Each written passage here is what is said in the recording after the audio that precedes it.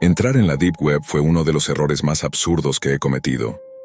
La Deep Web es el hogar de todo tipo de cosas inquietantes, como drogas, pornografía extrema, servicios de asesinato por encargo y tortura. Primero escuché sobre ella por mi primo. Me habló de todas las cosas horribles que había visto allí. Por supuesto, no le creí ni una palabra y realmente no me importó. Me sonaba completamente falso. Hace poco volví a hablar con mi primo sobre el tema, y me dijo qué hacer y qué no hacer en la Deep Web. Me aconsejó que evitara todo contenido ilegal, como la pornografía infantil y cosas similares. También me dio algunas recomendaciones importantes sobre lo que no debía hacer. Primero, no hacer clic en enlaces sospechosos. Segundo, nunca usar una computadora con Windows para acceder a la Deep Web. Tercero, jamás comprar nada en la Deep Web. Y cuarto, no confiar en nadie ni en nada. De todas formas, encendí mi computadora y descargué Tor, un navegador especial para acceder a la Deep Web. En cuestión de minutos ya estaba explorando la Deep Web, revisando enlaces y páginas. No era nada demasiado oscuro al principio, solo algunos foros y sitios relacionados con drogas. En general era aburrido, y como no me interesaban las drogas, seguí adelante. Entonces encontré un enlace que resaltaba en rojo. Todos los demás eran de color azul. Por curiosidad hice clic en el enlace rojo que me llevó a un sitio llamado No hay escapatoria. El sitio trataba básicamente de experimentos humanos. Vi un video donde una mujer estaba desnuda y atada a una silla. La mujer parecía hambrienta, agotada, estresada y sedienta. Había un cronómetro en la pantalla que marcaba 3 días, 6 horas y 48 minutos. Al principio no lo entendí, pero luego me di cuenta de que indicaba cuánto tiempo había estado la mujer allí. Me sentí perturbado y cerré la página. Me fui al teléfono y me puse a jugar Minecraft durante más o menos media hora. Luego recibí una llamada desde un número desconocido. Pensé que tal vez era alguien que conocía, quizás una broma, o alguien que se había confundido de número. Contesté y escuché una voz. Era un hombre, pero no lo reconocí. La voz me dijo: «Hola, Diego. ¿Te gustó lo que viste?». Dijo mi nombre. ¿Cómo sabía mi nombre? ¿Cómo consiguió mi número de teléfono? Colgué de inmediato y volví a la computadora. Sabía exactamente a qué se refería. Borré el navegador Tor y eliminé todo de mi computadora. Nunca volví a entrar en la Deep Web. Esta experiencia me ocurrió en la Deep Web, y casi pierdo la vida por ingresar en ella. Permíteme explicarlo. Estaba en la preparatoria en ese entonces, en mi segundo año, y apenas tenía amigos. Solo tenía un compañero en ese momento, que cursaba el tercer año. Lo llamaremos Gabriel. Gabriel era uno de esos chicos que se metían en cosas turbias como las drogas, y fue él quien me habló acerca de la Deep Web, mencionando cómo se podían comprar armas ilegales, drogas y productos robados de diversas compañías. Quise ver de qué se trataba todo ese tema de la Deep Web. Así que cuando llegué a casa le envié un mensaje de texto a Gabriel para que me dijera cómo ingresar. Me explicó que debía descargar un navegador llamado Tor para acceder a ella. Así que encendí mi computadora y descargué Tor. Tras configurar algunas cosas más, finalmente estaba dentro de la Deep Web. Gabriel me dijo que debía hacer clic en enlaces sospechosos para adentrarme más. Después de configurar Tor, terminé en un sitio conocido como la Wiki Oculta. Había categorías como drogas, contenido para adultos, pornografía, documentos, etc. Hice clic en documentos, y apareció una lista de enlaces a una variedad de páginas que, la verdad, no me interesaban. Gabriel ya me había advertido acerca de la pornografía ilegal y los asesinatos que podías encontrar en la Deep Web, así que traté de mantenerme lejos de todo eso, ya que me parecía repugnante y enfermizo. Seguí navegando y haciendo clic en diferentes enlaces, hasta que encontré una página llamada Ayuda a Alicia. Sabía que probablemente era peligrosa solo por el nombre, pero al mismo tiempo tenía curiosidad por ver qué había más allá de la primera página. Hice clic en la sección de fotos y videos de ese sitio, y realmente desearía no haberlo hecho. Lo que vi es algo que nunca podré borrar de mi mente. Había al menos cientos de imágenes de personas siendo torturadas y sufriendo cosas horribles que nadie debería experimentar. No quiero ni entrar en detalles de lo que vi en esas imágenes. Poco después, apareció una pequeña ventana de chat en mi pantalla que decía: ¿Te gustó lo que viste? Escribí de vuelta diciendo que esas personas no eran humanas y que informaría esto a las autoridades de inmediato. Probablemente ese fue el error más grande de mi vida, porque no pasaron ni 10 segundos antes de que me respondieran. Está bien, nos veremos en esta dirección. Miré la dirección y me resultaba familiar. Entonces me di cuenta de algo aterrador. Era mi dirección. En ese momento entré en pánico. Cerré la ventana, eliminé el navegador Tor y borré todo de mi computadora. Unas horas después me calmé y me olvidé de lo ocurrido. Continué con mi vida, yendo a la escuela, jugando videojuegos, viendo películas, cosas de rutina. Aproximadamente una semana más tarde, mis padres salieron a cenar y me dejaron solo en casa.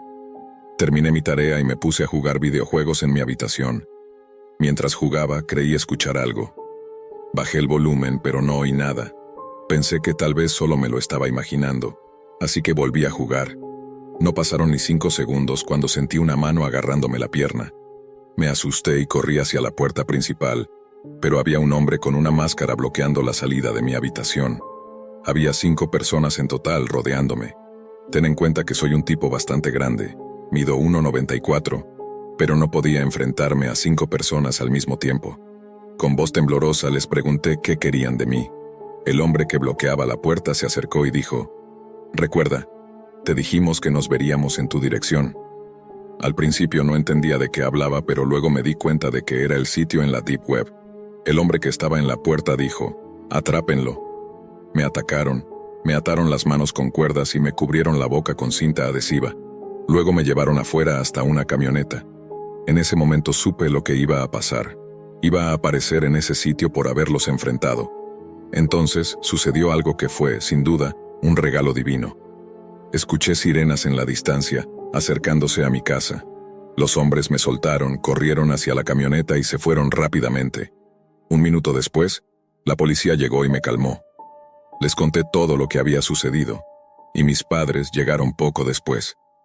Resulta que mi vecino vio la camioneta blanca estacionada en la entrada de mi casa y se puso sospechoso, así que llamó a la policía. En resumen, los policías nunca encontraron a esos tipos, y eso todavía me atormenta hasta el día de hoy. Nos mudamos fuera del estado, y no quiero volver a tener nada que ver con la Deep Web. No ha pasado nada desde entonces, y espero que nunca vuelva a suceder. Por favor, por el amor de Dios, no cometas el mismo error que yo y mantente alejado de la Deep Web. Mucho se ha dicho sobre la Deep Web, sus peligros, sus ofertas ilícitas y sus perturbadores usuarios. Hoy vamos a rascar la superficie de sus profundidades para separar la realidad de la ficción y darles un vistazo a los cimientos sobre los cuales se construye este aparente refugio para los depravados. Aquí están 3 de los relatos más oscuros de la Deep Web. Aunque es triste decirlo, la pobreza es una plaga que siempre existirá. Ya sea por la crisis financiera actual, los efectos de la guerra o cualquier otro número de factores, siempre habrá personas ricas y personas pobres. Hay poco que la mayoría de nosotros podamos hacer en una gran escala, y aquellos que tienen la riqueza y la influencia para provocar un cambio masivo, nunca querrán cambiar el sistema que les trae fortuna. Es admirable, entonces, que frente a un problema titánico haya quienes se dediquen a hacer la diferencia que puedan. Estamos hablando de voluntarios extranjeros que cambian las comodidades del hogar por algunas de las regiones más pobres del planeta para ayudar a personas necesitadas. Un destino común para aquellos que desean hacer su parte es India, hogar de la población más grande del mundo. También es un país con una extrema desigualdad de riqueza, pero hay una división marcada entre aquellos que prosperan y aquellos que luchan por sobrevivir. En este último grupo, ninguno es tan vulnerable como los más de 18 millones de niños que han sido abandonados a valerse por sí mismos en las calles de la nación. Son indefensos y dependen de la bondad de los demás. Así que, aunque el impacto del trabajo voluntario pueda parecer estadísticamente pequeño, es enorme para los niños que reciben apoyo.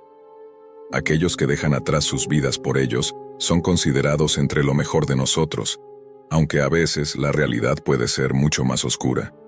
Este es Manuel Pérez, un maestro de escuela y filántropo cuyas motivaciones no eran tan puras como parecían. En 2007, a la edad de 24 años, Pérez se fue de España y viajó a Chennai. En la superficie, Sus razones parecían virtuosas.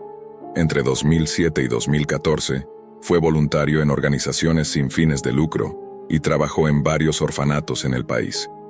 El contexto es que la gran mayoría de los jóvenes abandonados de India no tienen documentación, lo que los hace efectivamente invisibles a gran escala. Como resultado, son blancos fáciles para aquellos con malas intenciones, ya que hay pocos que sepan de los crímenes cometidos contra ellos, y aún menos que realmente les importe. Se sabe poco sobre las interacciones de Pérez con los huérfanos que afirmaba proteger, aunque la información que salió a la luz mucho más tarde hizo que la explotación de al menos un niño a su cargo fuera un hecho innegable. Las pruebas mostraron que se bañaba desnudo y se comportaba inapropiadamente con un menor. Después de sus 7 años en India, Pérez consiguió un trabajo enseñando en Nepal. Hasta donde sabemos no hay pruebas de que haya cometido crímenes contra los niños a los que enseñó allí. Si esto es porque logró esconderlos o porque genuinamente dejó a los estudiantes en paz, nunca lo sabremos realmente. Sin embargo, como pronto veremos, Pérez tenía una forma alternativa de satisfacer sus oscuros deseos.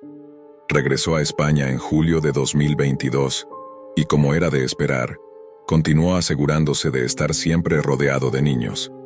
En septiembre de ese mismo año, Pérez comenzó a trabajar en San Patricio, una escuela privada en Madrid que cuesta más de 200.000 euros al año para asistir. Quizás su alumno más famoso fue un joven príncipe, quien actualmente es segundo en la línea de sucesión al trono de su país. Pérez tenía 2 roles en San Patricio. Era subdirector, y quizás peor aún, jefe de bienestar estudiantil, la parte de la escuela destinada a asegurar el bienestar físico y emocional de los estudiantes. Allí no levantó sospechas, pero detrás de escena, las fuerzas del orden lo vigilaban de cerca, ya que habían recibido información de que estaba compartiendo material abusivo en la Deep Web. La infamia de la Deep Web proviene en gran parte de su conexión con imágenes predatorias ilegales, lo cual no es sorprendente dado su enfoque en la privacidad. El navegador Tor ofrece a los usuarios con conocimientos tecnológicos un grado de anonimato sin igual, siempre y cuando sepan lo que están haciendo. Y donde haya anonimato, siempre habrá personas como Manuel Pérez, listas para mostrar sus lados más oscuros. Desafortunadamente para él, en algún punto cometió un error. Las investigaciones en la Deep Web están envueltas en secreto, por lo que normalmente no se escucha mucho sobre el proceso.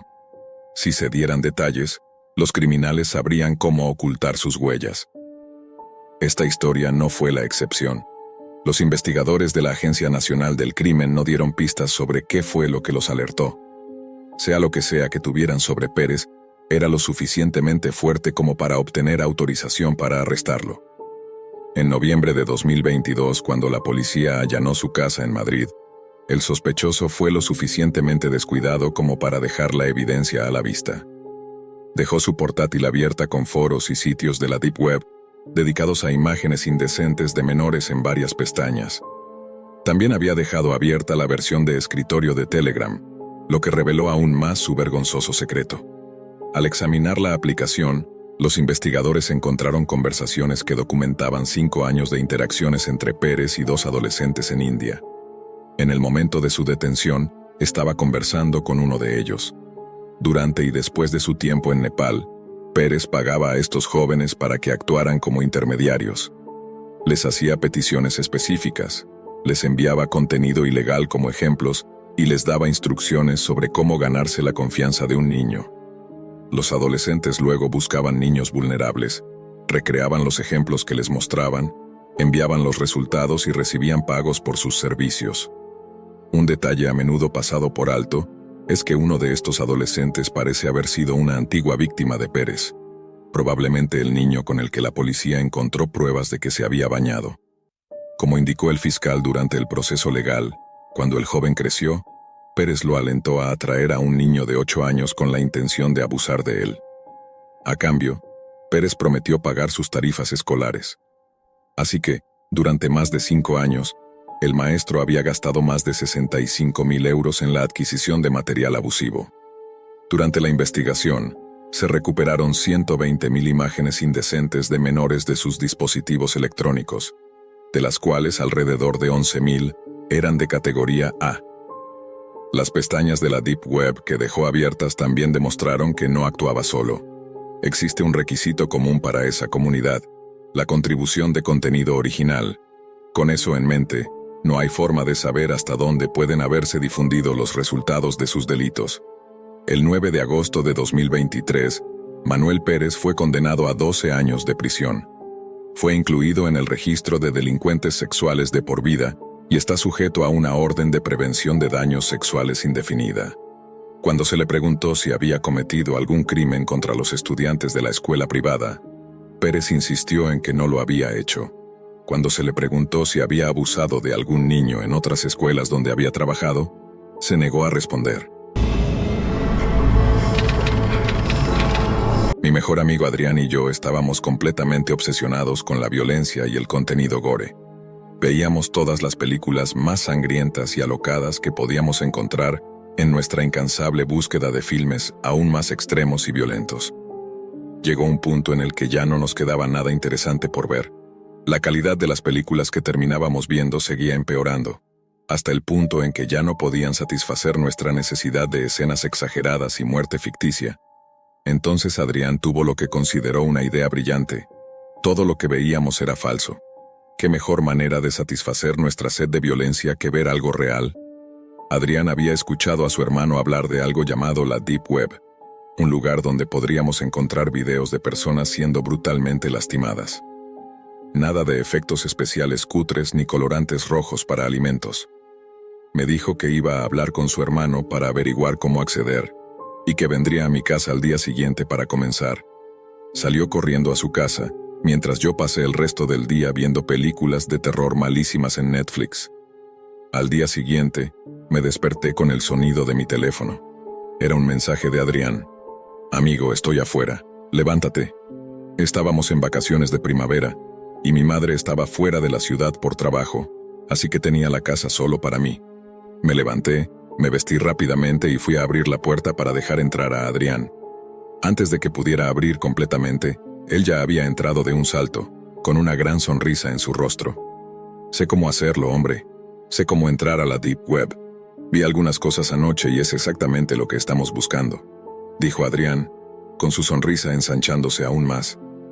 «Suena genial, vamos a empezar», respondí, mientras me frotaba las manos y lo seguía hasta mi habitación. Adrián se sentó frente a mi computadora y rápidamente abrió una página web que le pedía que instalara algo. «Esto no va a freír mi computadora, ¿verdad?» «Component placement», pregunté con escepticismo. «No, mi hermano lo usa todo el tiempo, está totalmente seguro», dijo Adrián sin apartar la mirada de la pantalla.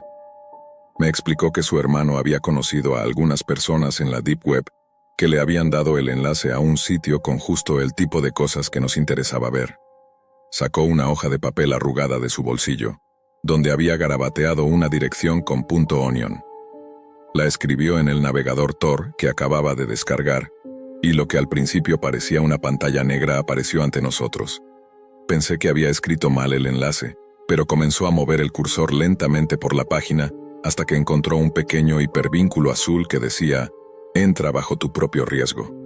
Adrián hizo clic y la página tardó un minuto en cargar. Finalmente la pantalla se abrió. El fondo era negro y todas las letras estaban escritas en rojo. En la parte superior de la página se leía en grandes letras «Mercy Kill», muerte por misericordia. Brazos y piernas desmembrados formaban las letras de las cuales goteaba sangre.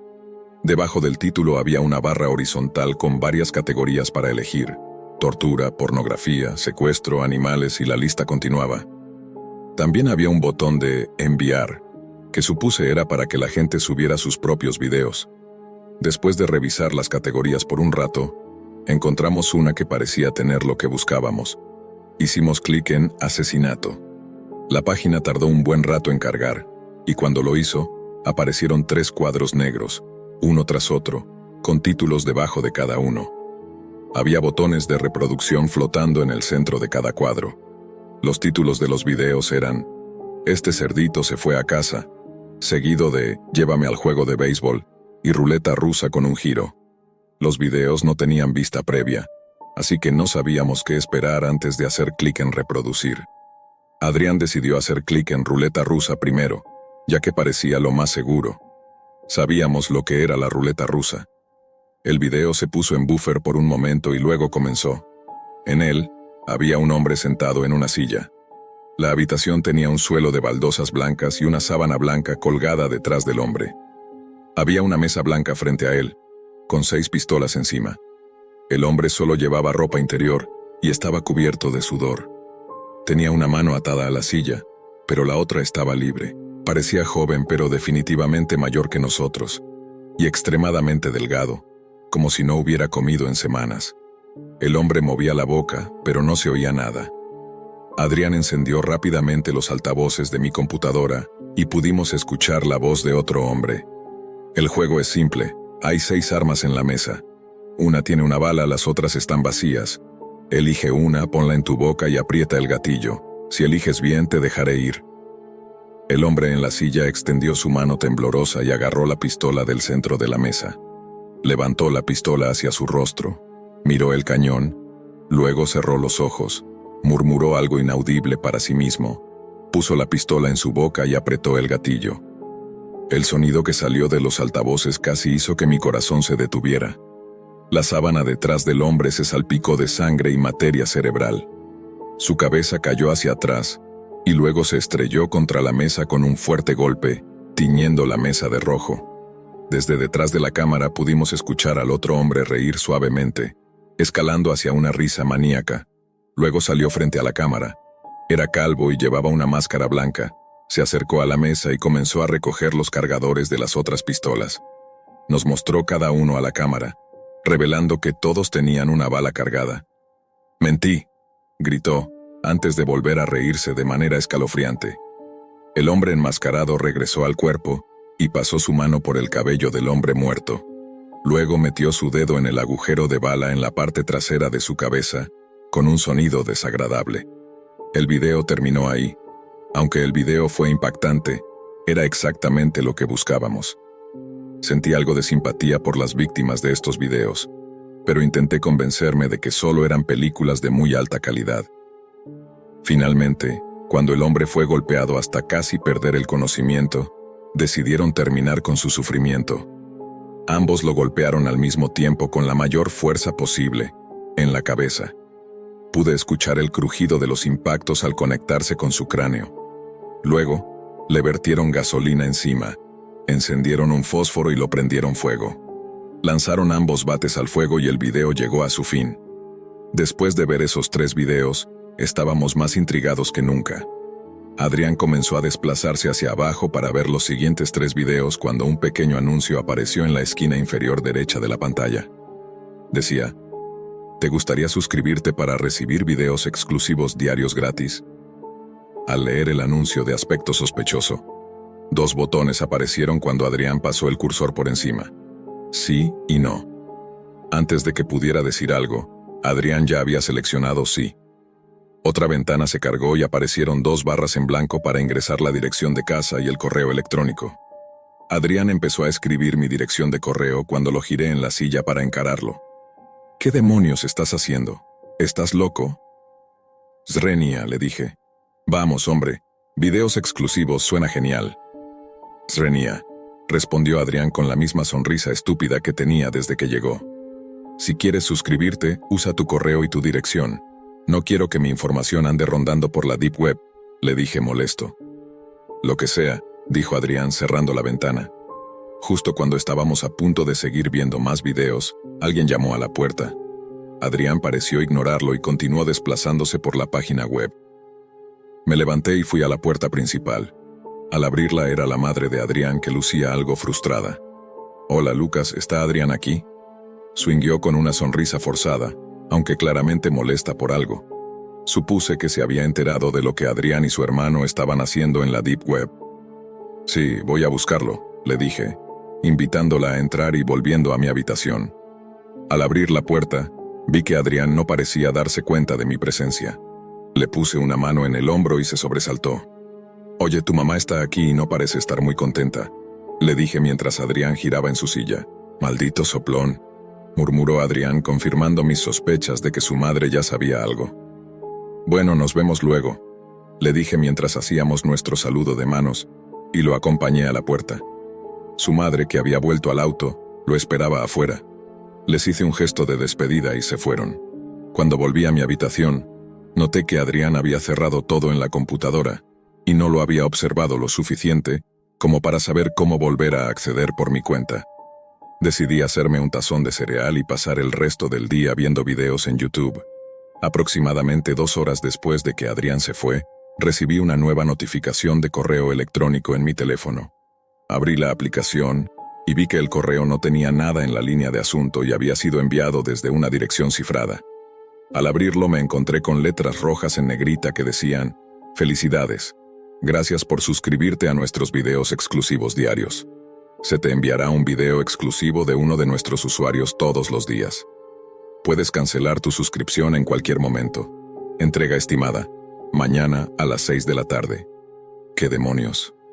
«Swing», murmuré para mí mismo. Adrián me había suscrito mientras yo no estaba en la habitación. Ahora mi dirección de correo electrónico podría estar flotando por cualquier rincón de la Deep Web para que cualquiera la viera. ¿Qué iba a ser entregado mañana? Pensé que solo se trataba de videos. ¿Por qué no podían enviármelos por correo electrónico? Le envié un mensaje de texto a Adrián llamándolo idiota por haber hecho algo tan estúpido sin mi permiso, pero no recibí respuesta. Eventualmente me calmé y continué con mi día como siempre. Me quedé despierto hasta tarde jugando videojuegos con algunos de mis otros amigos, y finalmente me fui a la cama. Al día siguiente, me desperté alrededor de las 3 de la tarde. Le mandé un mensaje a Adrián para ver si quería venir a ver más videos. Esperaba que dijera que sí, para que pudiera enseñarme cómo acceder al sitio por mi cuenta, pero nuevamente no recibí respuesta. Supuse que su madre le había quitado el teléfono como castigo. Mi madre me había dejado una lista de cosas para hacer en la casa, y una de ellas era revisar el correo todos los días. Salí al final del camino de entrada y eché un vistazo rápido a mi alrededor, cuando vi una ambulancia y 2 coches de policía estacionados frente a una casa a unas puertas de distancia.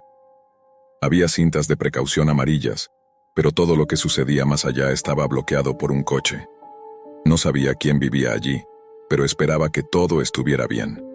Abrí el buzón y dentro había un solo sobre negro con las letras MK estampadas en rojo en la esquina superior derecha. Había olvidado completamente que estaba esperando una entrega del sitio web para hoy. Volví adentro y rasgué el sobre. Contenía una pequeña unidad USB. La llevé a mi habitación y me debatía entre si valía la pena correr el riesgo de conectarla a mi computadora o no. Después de unos segundos de reflexión decidí hacerlo. Al conectarla se abrió una carpeta en mi computadora con un archivo en formato MP4 dentro titulado «Cariño, ya estoy en casa». Hice doble clic en el archivo y mi reproductor de medios comenzó a reproducir el video. El video estaba oscuro y borroso, sin sonido. Pude ver una luz tenue que empezaba a iluminar la escena, que pronto reconocí como los faros de un coche. A medida que los faros se acercaban, noté que estaba mirando la entrada de una casa. Pude ver la esquina de la puerta del garaje en la parte inferior derecha del video. La cámara estaba colgada encima del garaje, inclinada hacia abajo para captar a cualquiera que se acercara a la casa. Los faros se hicieron más y más brillantes hasta que el coche, un gran Cadillac negro, se detuvo en la entrada. Los faros se apagaron, haciendo que el video se viera aún más oscuro, pero podía distinguir lo suficiente. La puerta del coche se abrió y un hombre con traje salió del vehículo. Apenas podía ver su rostro, pero parecía ser un hombre de mediana edad que claramente tenía un buen trabajo. Cerró la puerta del conductor y abrió la puerta trasera. Mientras se inclinaba hacia el asiento trasero, presumiblemente para recoger algo, una figura grande apareció en el encuadre. El nuevo hombre estaba vestido completamente de negro y llevaba una capucha que cubría la mayor parte de su rostro. Tenía las manos en los bolsillos de su sudadera y se acercó sigilosamente al hombre del traje, que seguía hurgando en el asiento trasero de su coche. El encapuchado agarró al hombre de negocios por el hombro y lo giró para encararlo. El hombre del traje levantó las manos en señal de rendición, pero el encapuchado sacó un cuchillo grande de su bolsillo y lo hundió repetidamente en el estómago del hombre. Luego levantó el cuchillo a través de su cuerpo, rasgando la chaqueta del traje. A través del video borroso, pude ver cómo la camisa blanca del hombre se teñía completamente de rojo. El hombre de negocios cayó de rodillas junto al coche. Entonces, el encapuchado lo agarró por el cuello, Estrelló su cabeza contra el vehículo y procedió a golpearla repetidamente con la puerta del coche, hasta que su cabeza quedó convertida en una masa plana y ensangrentada. Nuevamente el video logró entretenerme. De hecho, fue más fácil desconectarme de la tragedia de ese pobre hombre, ya que la calidad de la cámara no era muy buena y no podía distinguir bien sus expresiones. Le envié un mensaje de texto a Adrián para informarle que había recibido el video exclusivo, pero no hubo respuesta. Saqué la unidad USB de mi computadora y la dejé en mi escritorio. Me preparé una cena rápida en el microondas y encendí la televisión. Casi nunca veía televisión, y lo último que mi madre había visto antes de irse eran las noticias, así que eso fue lo que apareció en la pantalla. El banner debajo del presentador decía: hombre brutalmente asesinado frente a su casa. Lo siento, pero no mencionaré mi comunidad por razones de seguridad. Recordé los coches de policía y la ambulancia que había visto más temprano, y supe que ese debía ser el lugar donde ocurrió el asesinato. No fue hasta que el presentador dio más detalles que me di cuenta de algo aterrador. El hombre fue hallado muerto en su entrada anoche, con múltiples heridas de arma blanca y un severo trauma en la cabeza. La víctima ha sido identificada como Miguel Falcón, padre de 2 hijos y esposo dedicado. Si tienes alguna información que pueda ayudar en la investigación en curso, por favor, llama a nuestra línea de denuncias, declaró el presentador. Me levanté del sofá de inmediato y corrí a mi habitación en busca de la unidad USB. La agarré y la conecté a mi computadora lo más rápido que pude, con las manos temblorosas. Hice doble clic en la carpeta donde una vez estuvo el video, pero ya no estaba. Pensé que tal vez lo había eliminado o movido por error, así que busqué en cada carpeta de mi computadora, pero no apareció en ninguna parte. Entré en pánico y me apresuré a buscar el sobre en el que había venido la USB. Por suerte aún estaba cerca de la parte superior del basurero. Lo saqué y lo examiné nuevamente. Esta vez, me di cuenta de algo que no había notado antes. El sobre no tenía sello. No fue enviado por correo, lo entregaron a mano. Tomé mi celular para llamar a la policía, pero dudé. ¿Y si la policía pensaba que fui yo? Incluso si no lo creían, podría meterme en problemas por haber entrado en la Deep Web. Después de todo, probablemente fue mi culpa que este hombre fuera asesinado, debido a esa estúpida suscripción. Antes de que pudiera tomar una decisión final, parecía que alguien la había tomado por mí. Mi teléfono vibró con una nueva notificación de correo electrónico. Hice clic en la notificación y el correo llenó la pantalla. En letras grandes y en negrita, el mensaje decía: no vayas a la policía. Tu suscripción ha sido cancelada. Adjunto al correo había un archivo.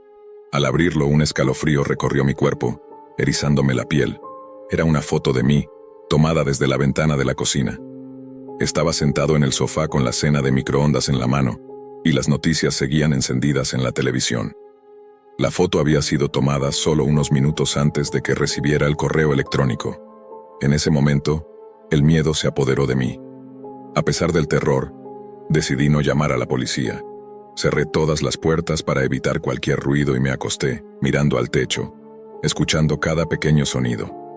En algún punto, mi cuerpo cedió y me quedé profundamente dormido. Me desperté con el sonido de platos chocando. Me senté en la cama y escuché por un rato más, hasta que oí lo que parecía una silla arrastrándose levemente por el suelo. Me levanté lentamente y agarré el cuchillo que había dejado en mi mesita de noche. Tenía el estómago revuelto y ya estaba sudando frío. Al agarrar el pomo de la puerta, desbloquearla produjo un pequeño clic, que en ese momento me pareció el sonido más fuerte del mundo. Abrí la puerta y asomé la cabeza al pasillo. Miré hacia la sala de estar, pero estaba demasiado oscuro para ver algo a esa distancia. Salí al pasillo con cuidado, dando pasos lo más silenciosos posible. Mi corazón latía tan fuerte que parecía que intentaba salir de mi pecho. La puerta de la habitación de mi madre seguía cerrada, tal como había estado desde que se fue. Logré llegar a la sala de estar, pero no quería encender la luz y alertar a cualquiera de mi presencia, ya que seguramente ya sabían que estaba allí. Miré hacia la puerta y noté que había una silla apoyada contra el pomo, algo que yo no había puesto allí. Apenas tuve tiempo de comprender lo que eso significaba antes de que alguien me agarrara por detrás y una mano me tapara la boca. El cuchillo casi se me resbaló de la mano, pero logré mantenerlo. Lo giré en mi mano, para que la hoja apuntara hacia atrás, y lo apuñalé con todas mis fuerzas en la pierna de mi atacante, lo que provocó un grito de dolor.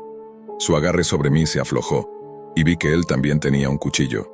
Comenzó a decir algo, pero fue interrumpido cuando arranqué el cuchillo de su pierna y me giré para clavarlo profundamente en su estómago. El hombre dejó escapar un gran suspiro y sus brazos cayeron a sus costados. Cayó de rodillas y luego se desplomó boca abajo en el suelo. Corrí a buscar el interruptor de la luz. Después de unos segundos de tanteo en la oscuridad lo encontré. Al encender la luz miré mis manos, que estaban cubiertas de sangre, al igual que el interruptor y el cuchillo. Me giré para enfrentar a mi atacante. Parecía mucho más pequeño que el hombre que había visto en el video de la entrada, pero llevaba una sudadera con capucha negra. Lo agarré por el brazo, lo giré boca arriba, y lo que vi me dejó congelado en estado de shock.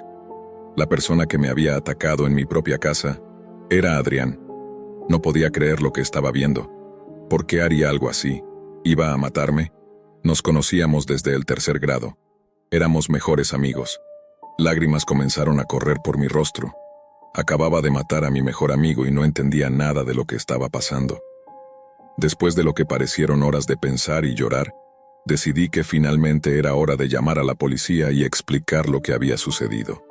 Mientras tambaleaba hacia mi escritorio, vi un mensaje de texto de Adrián, enviado apenas una hora antes. Oye hombre, no sé cómo explicarlo, pero alguien va tras nosotros. Estoy yendo hacia allá ahora. Tengo la llave que me diste. Estaremos más seguros si estamos juntos.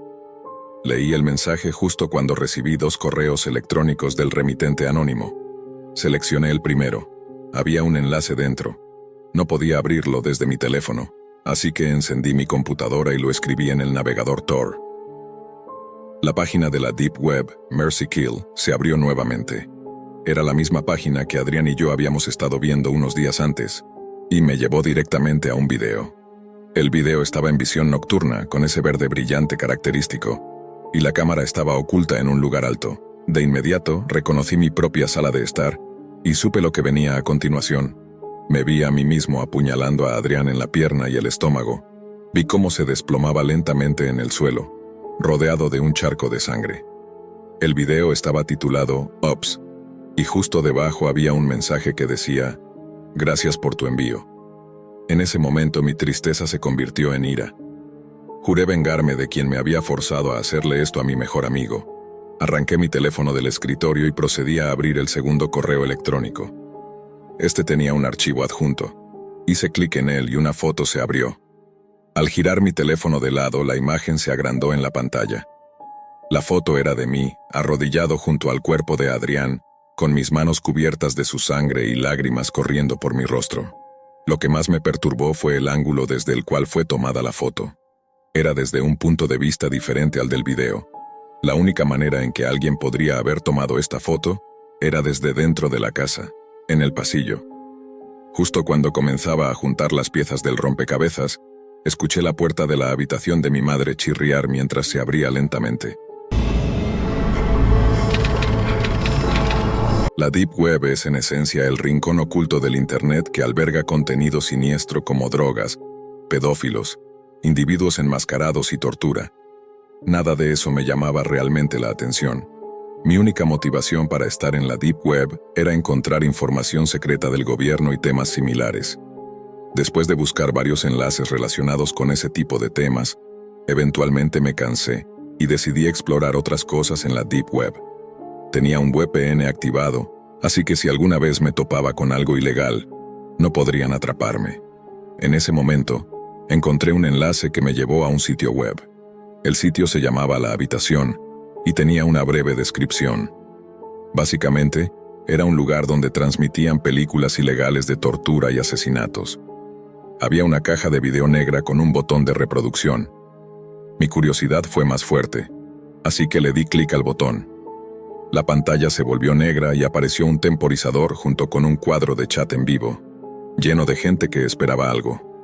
El temporizador mostraba 3 minutos para que comenzara el espectáculo. Sentí intriga y decidí escribir en el chat, preguntando por qué todos estaban esperando. Todos respondieron que era una transmisión en vivo de un asesinato. No me gustó para nada esa respuesta y puse el cursor sobre la X para cerrar la página. Pero justo cuando iba a hacer clic para salir, apareció un texto en la pantalla negra que decía, «Es la hora del espectáculo». Decidí quedarme unos momentos más para ver qué sucedería. La imagen cambió y mostró a una mujer atada a una silla en una habitación con poca iluminación. Luego, un hombre con una máscara apareció en escena. El individuo enmascarado miró directamente a la cámara y dijo: «Es hora del sufrimiento». Abrió una puerta y la cerró detrás de él. Unos segundos más tarde, regresó con un perro atado a una cadena. El animal ladraba frenéticamente de manera violenta.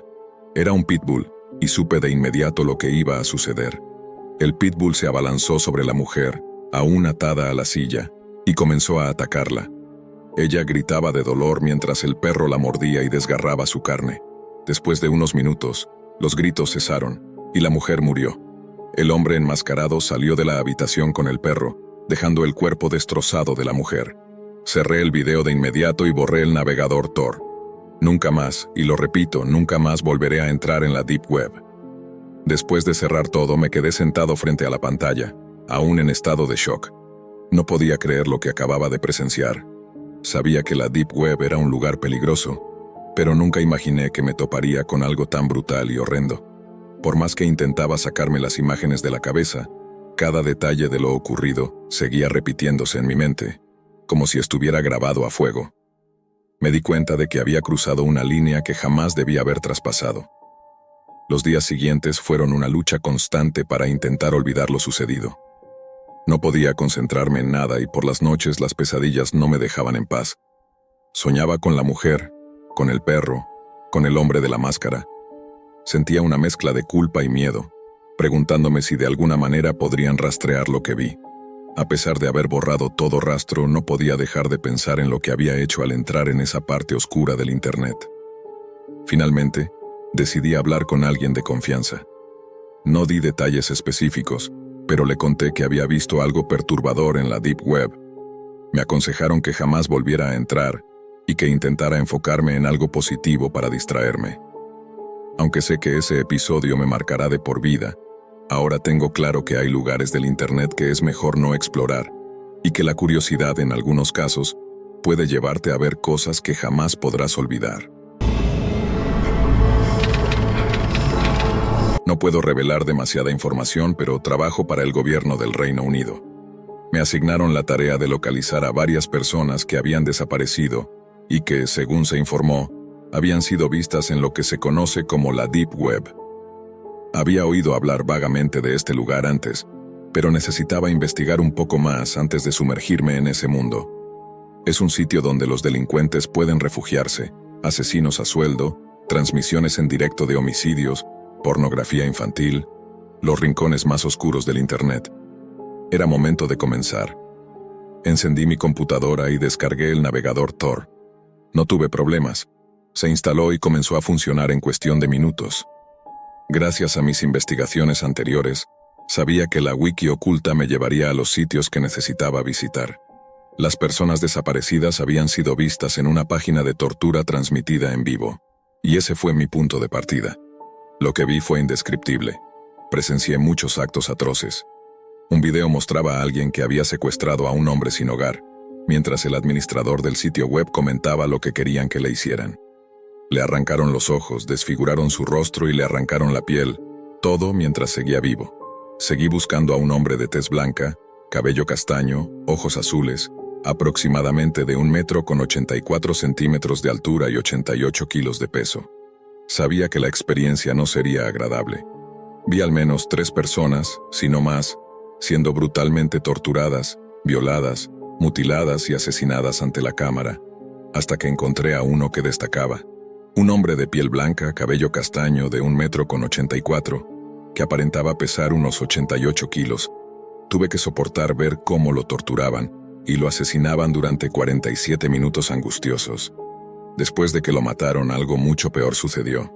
Vi cómo el verdugo abría el pecho del hombre y extendía sus costillas y pulmones como si fueran alas. Ya había visto esto antes. El águila de sangre. El águila de sangre fue un método de ejecución utilizado por los vikingos, en el que se abrían las costillas de una persona desde la espalda y se sacaban los pulmones para que parecieran alas desplegadas.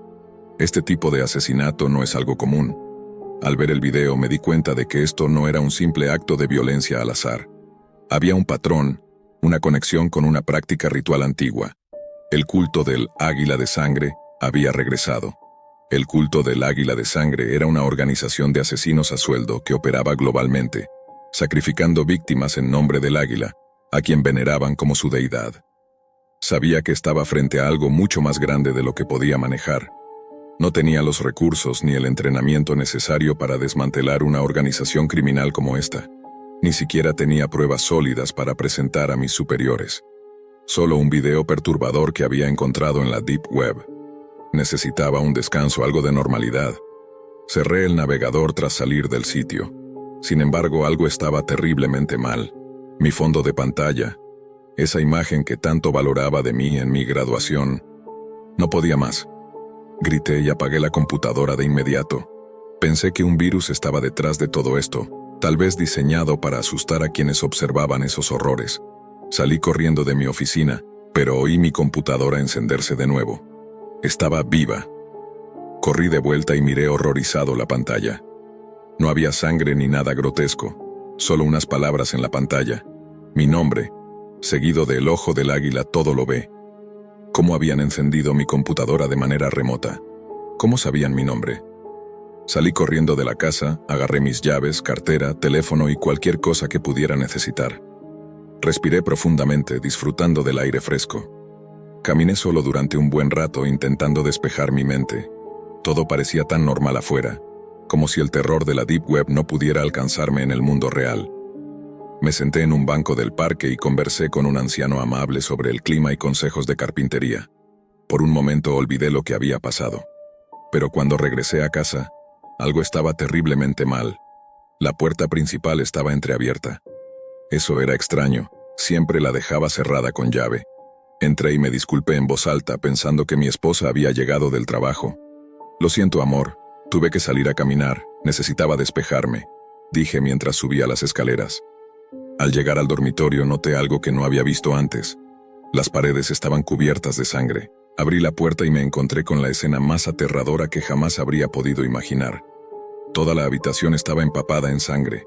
Lo que alguna vez fue el rostro de Jenny, mi esposa, estaba completamente destrozado, irreconocible. Su garganta había sido cortada múltiples veces. He visto la muerte antes, pero nada como esto. Me quedé congelado, incapaz de moverme. Sus pulmones estaban extendidos sobre sus costillas, formando el símbolo del águila de sangre. ¿Cómo había llegado esto tan lejos? Estaba abrumado por la ira, el miedo y una tristeza profunda, cuando una voz interrumpió mis pensamientos. Era una voz distorsionada que venía de mi computadora, que seguía encendida en la oficina. Miré la pantalla y vi un rostro con una máscara en blanco y negro ligeramente pixelado. Grité, «¿Qué has hecho? ¿Quién eres? ¿Qué demonios eres?» La voz respondió, «Somos el águila de sangre.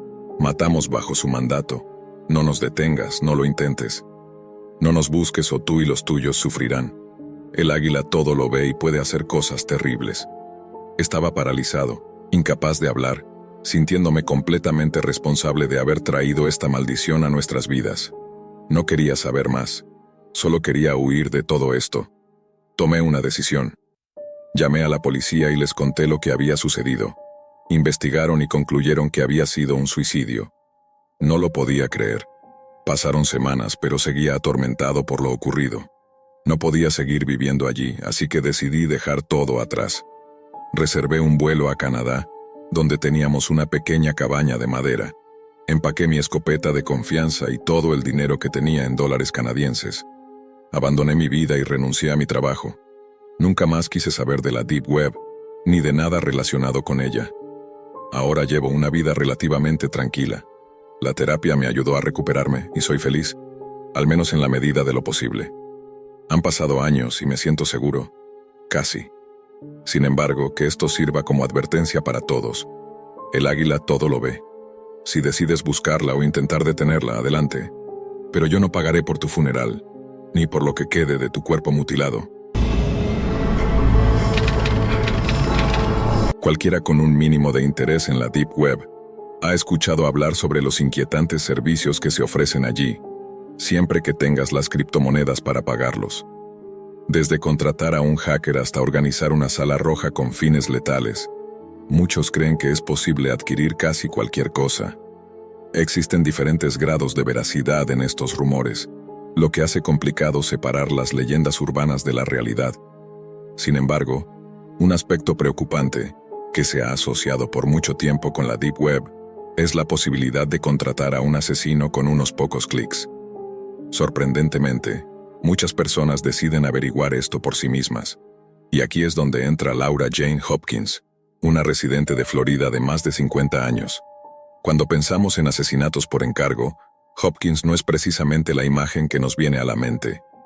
Ella era una empresaria y directora de finanzas en una iglesia en New Tampa. Pero como suele pasar, la envidia es un sentimiento muy poderoso, y las intenciones de Hopkins se oscurecieron durante el verano de 2021.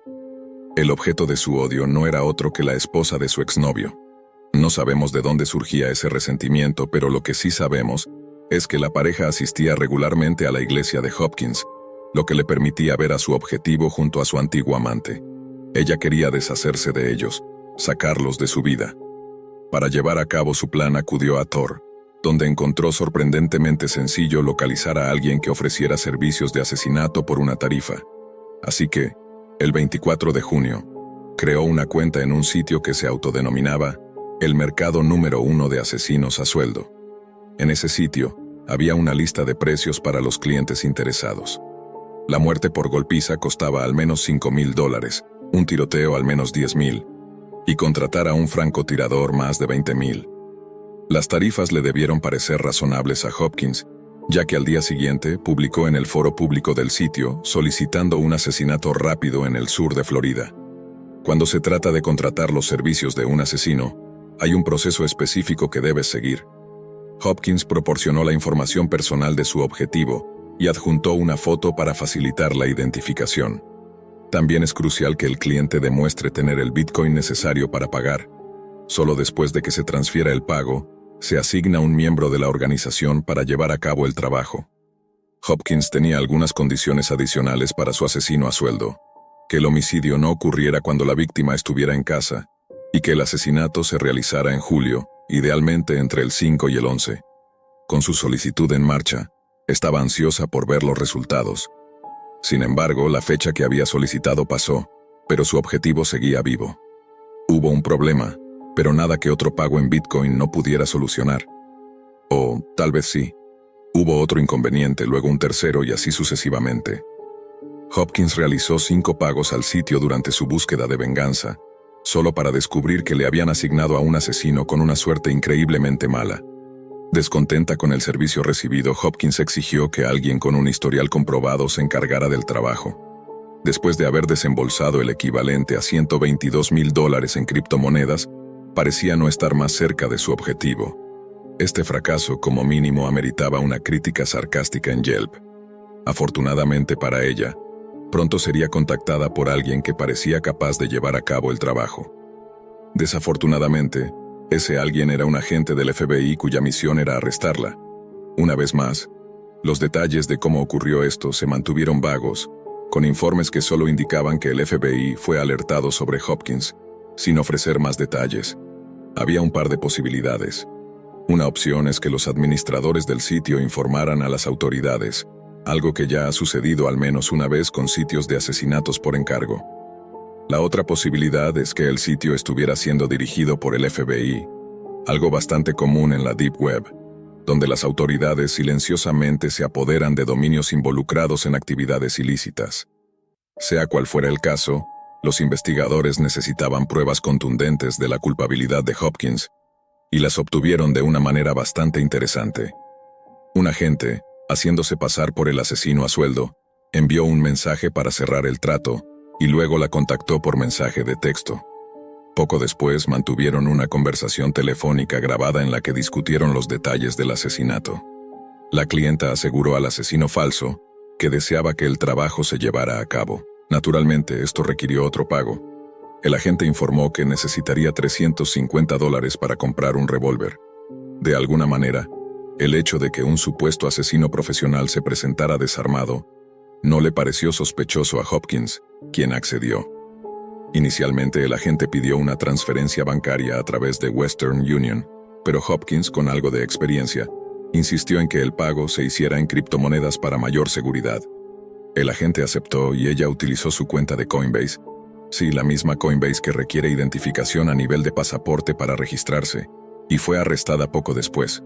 El arresto tuvo lugar el 22 de septiembre de 2021, y Hopkins se declaró culpable de un cargo de asesinato por encargo el 19 de enero del año siguiente. Unos meses más tarde, fue sentenciada. Actualmente cumple una condena de 6 años y medio por su crimen, y estará bajo supervisión por 3 años adicionales tras su liberación. Además, se le ha ordenado pagar una restitución de $50,000.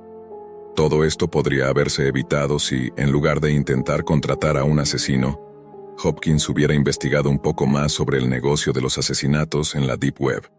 De haberlo hecho, habría sabido que el número total de asesinatos confirmados a través de asesinos en la Deep Web es de 0. Gracias al marketing en sitios como Alphabi y otros, la actividad criminal más famosa de la Deep Web es la venta de sustancias ilegales.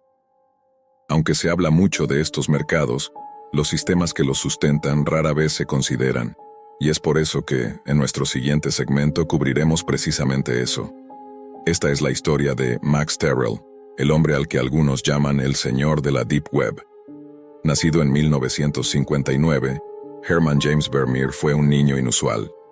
Durante su adolescencia desarrolló un interés por los edificios históricos, y en particular por un búnker nazi de la Segunda Guerra Mundial, en las afueras de su ciudad natal, Rotterdam, en los Países Bajos.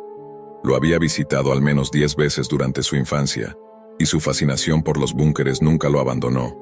Su otra obsesión era la ciencia ficción, un género con el que se sentía tan conectado que intentó hacer que su habitación se pareciera a una nave espacial futurista, llegando al punto de modificar la puerta de su dormitorio para que se abriera electrónicamente. El nombre Terrell fue otro resultado de su adicción a la ciencia ficción. Una vez que adoptó ese apodo, insistió en que todos lo llamaran así, incluidos sus padres. A principios de sus 20, German Johann Sens hizo oficial el cambio de nombre. Se graduó de la universidad a principios de los años 80, tuvo 2 hijos con su pareja, y creó varias empresas enfocadas en informática en rápida sucesión. Si algo estaba claro, era que iba un paso adelante de su tiempo. Sens estaba convencido de que las computadoras serían el futuro, y que la libertad que proporcionarían ayudaría a devolver el poder gubernamental a las manos del pueblo. Para él, pocas cosas eran más importantes que la libertad y la privacidad. Fue esta combinación, junto con su extraña pasión por los búnkeres, lo que lo llevó a iniciar su empresa de alojamiento web a prueba de balas, llamada Cyberbunker. El nombre no era simplemente una estrategia de marketing. En 1995, compró una antigua instalación de la OTAN, construida en los años 50, diseñada para resistir una explosión nuclear de 20 megatones a 6.000 metros de altura. Con 5 pisos subterráneos, había suficiente espacio para construir una empresa. Sens llenó el espacio con servidores y amigos de ideas similares, varios de los cuales eran tan excéntricos como él mismo. Durante una época en la que aún no estaba claro cómo debía funcionar Internet, Sens quería liderar el cambio. En ese momento había poca supervisión, lo que era exactamente lo que este holandés excéntrico creía que debía ser. Aunque incluso él tenía ciertos límites morales, ya que las reglas de Cyberbunker prohibían contenido terrorista e imágenes explícitas de menores. Todo lo demás era permitido. Como podrán imaginar, esto hizo que sus servidores se llenaran rápidamente con contenido para adultos. Parte de esa misma energía se filtró al búnker mismo, que supuestamente tenía una sala porno con espectáculos en vivo que involucraban a las novias de Sens. A pesar de todo, el equipo encontró tiempo para hacer crecer el negocio. En 1999, un viejo amigo de Sens, Mark Jansen, se unió al equipo. Jansen, conocido por su alias CB3Rob, era otro personaje peculiar, aunque con tendencias anarquistas más pronunciadas que las de sus colegas. Alrededor de la misma época en que llegó Jansen, Sens decidió alquilar una parte del búnker a un tercero. Este acuerdo duró hasta el 27 de julio de 2002, cuando una explosión sacudió el área alquilada. Sens sufrió quemaduras en el incendio resultante, pero lo que se descubrió entre las cenizas tendría efectos mucho más duraderos: los restos de un laboratorio de drogas. Supuestamente sin el conocimiento del equipo de Cyberbunker, Los inquilinos habían estado produciendo éxtasis allí. Aunque Sense tenía una excusa plausible y no se presentaron cargos, su licencia comercial fue revocada. Esto significaba que durante un tiempo tuvo que trasladar su operación a la superficie. Poco después, Sense hizo un movimiento audaz. Él y Jansen declararon la independencia de su nuevo estado, la República de Cyberbunker. Su república abarcaba el búnker parcialmente destruido y los terrenos circundantes.